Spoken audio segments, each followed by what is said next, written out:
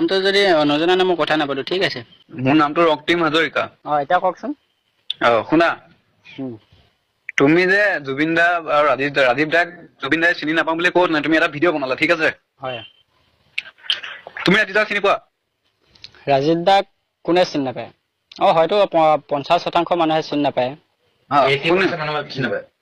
আপোনাৰ প্ৰশ্নটো আছিলে যে কি ৰাজীৱ দাক তুমি চিনি নোপোৱা মই চিনি পোৱা নাই বুলি সুধিছে মই চিনি পাওঁ তাৰপিছত কওক ৰাজীৱ দাৰ খুব বেছি দুটা গানৰ বিষয়ে মোক কোৱাচোন তুমি দুটা গানৰ বিষয়ে কোৱা মই আপোনাক উল্টাই যদি প্ৰশ্ন কওঁ আপুনি ৰাজীৱ দাৰ গান কিমান শুনি পাইছে মই শুনা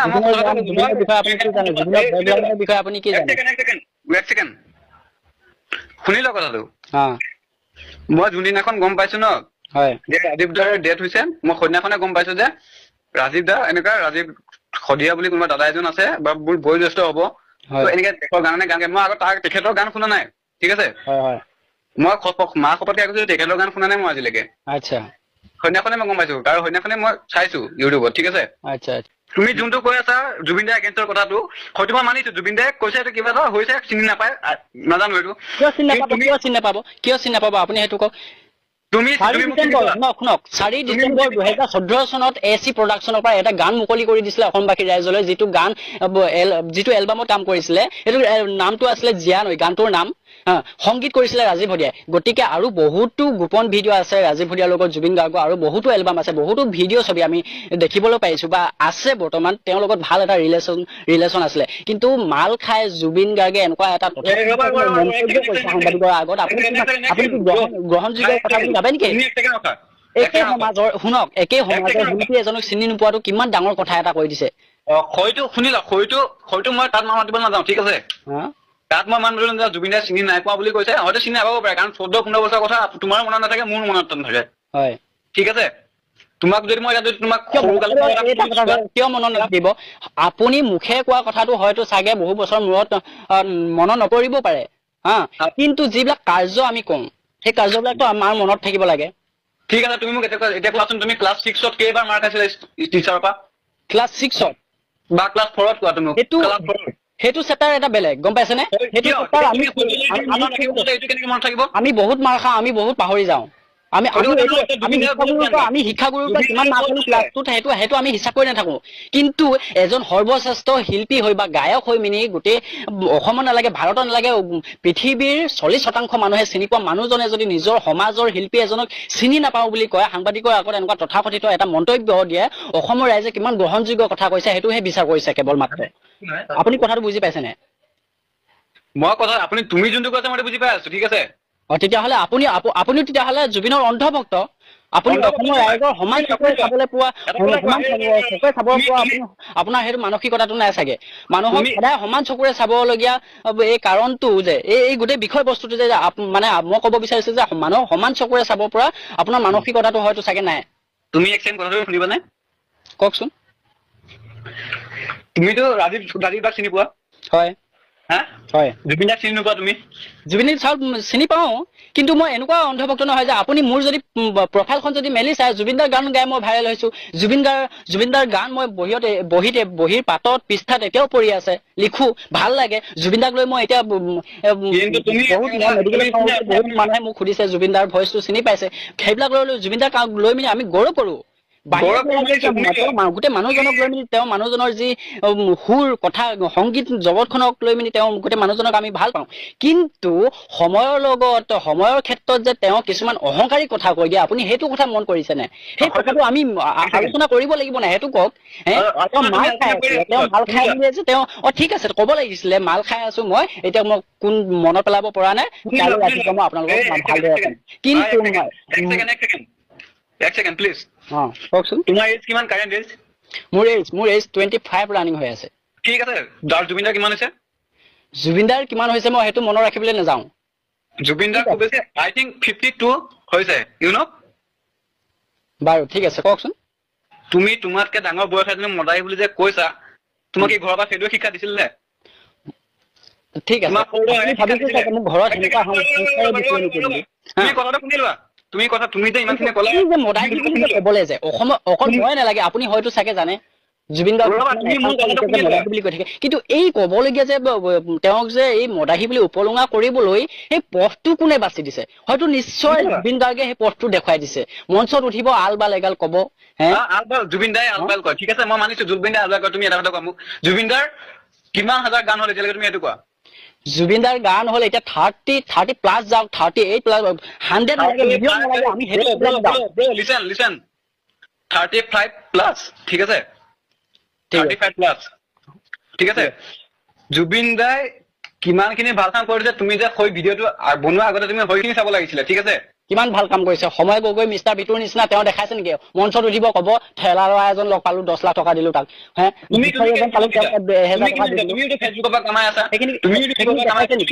সেইখিনি দেখাইছে নেকি? আপুনি ভাবে ফেচবুকৰ পৰা যে লাখ টকা কমাই আছো বুলি? কি কথা ক'ব? তুমি এটা কথা গম পোৱা, জুবিন দাৰ ঘৰত দিনটোত কিমান মানুহ হাজিৰ হৈ থাকে? সেইটো তেওঁৰ নিজৰ ব্যক্তিগত কথা।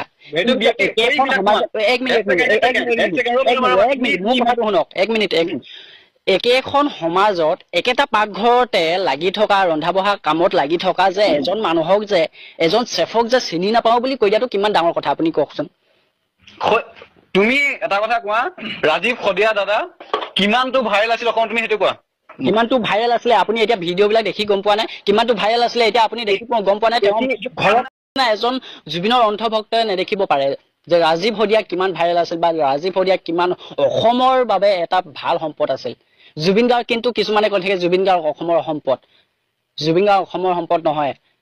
আৰু এটা যে অহংকাৰী ভাৱত যে ক'লে অসমৰ কাৰণে জাতি ভেটিৰ মাটিৰ কাৰণে যে ময়ো গান গাইছো, তেনেকুৱা এটা কথা ক'লে যে সেইটো অহংকাৰী ভাৱ হয় নাই? আপুনি কওক, হয় নাই অহংকাৰী ভাৱ?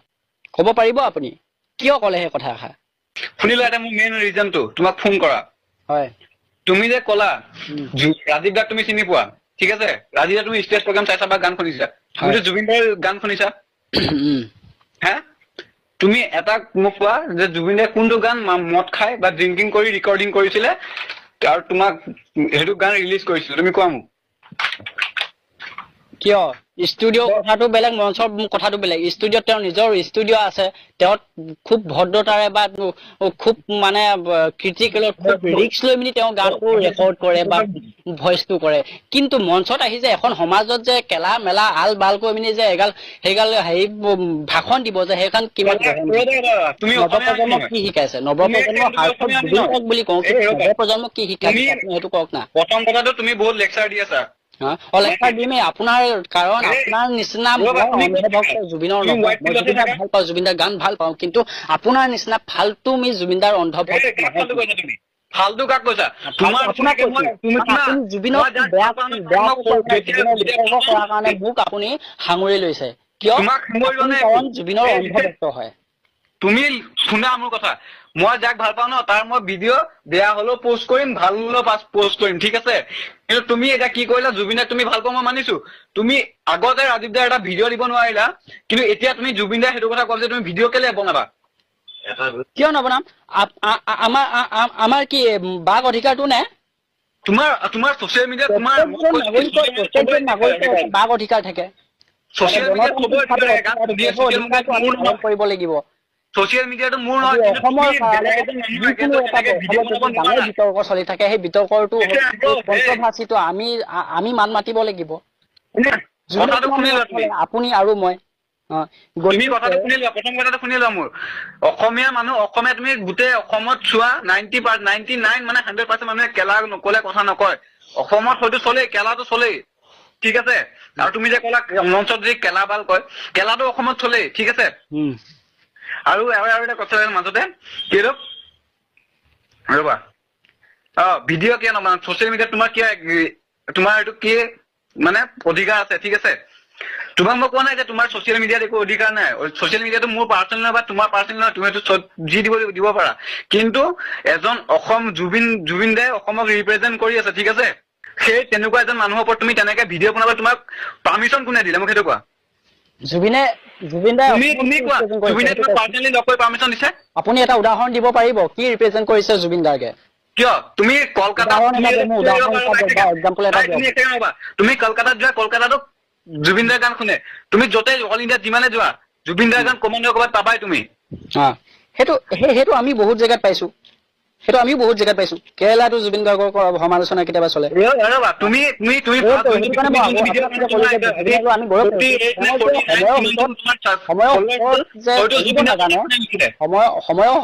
সময়ত যে কিছুমান তথাকথিত কথাৰে যে মানে মানুহক যে এটা বিতৰ্ক চিষ্টেম কৰি দিয়ে যে সেই কথাটো বেয়া লাগে মানে অহংকাৰী ভাৱ এটা আছে তেওঁ গম পাইছেনে চোৱা সেইটো হ'ব নালাগে একচুৱেলি মোৰ কথাটো হ'ল যে কি মোৰ হ'বলগীয়া কথাখিনি আছিলে যে কি আপোনালোকে হয়তো চাগে বুজাত ভুল হৈছে তুমি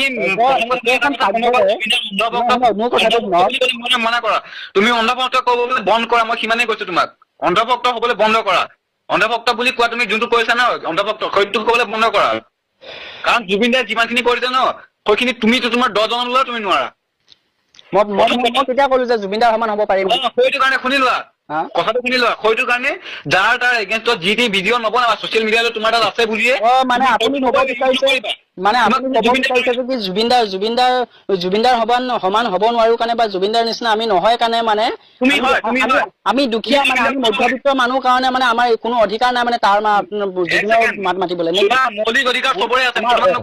আমাৰ অসমীয়া ল'ৰা এজনক চিনি নাপাওঁ বুলি কৈ দিব সাংস্কৃতিক জগতখনত যে একেলগতে যে তেওঁলোকে কাম কৰিছিলে তেওঁলোকৰ মাজৰে এজন মানুহৰ শিল্পী সমাজৰ একেলগৰ মানুহ এজনক যে চিনি নাপাওঁ বুলি কৈ দিলে মাল খাই মিনি সেই মদাহী জাতটোৱে যে কৈ দিলে যে তুমি কিবা প্ৰুফ দিব পাৰিবা সেই সময়ত জুবিন দাই ড্ৰিংকিং কৰি আছিল বুলি আপুনি কিয় আপুনি ক্লিপছটো দেখা নে আপুনি নিউজটো দেখা নে তুমি প্ৰুফ দিব পাৰিবা নে দেখিছিলে না তেওঁ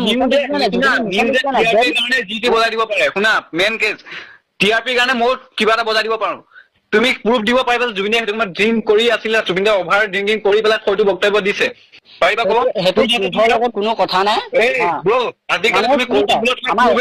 টুপি পিন্ধাবলৈ আপুনি চেষ্টা নকৰিব আমাৰ অসমৰ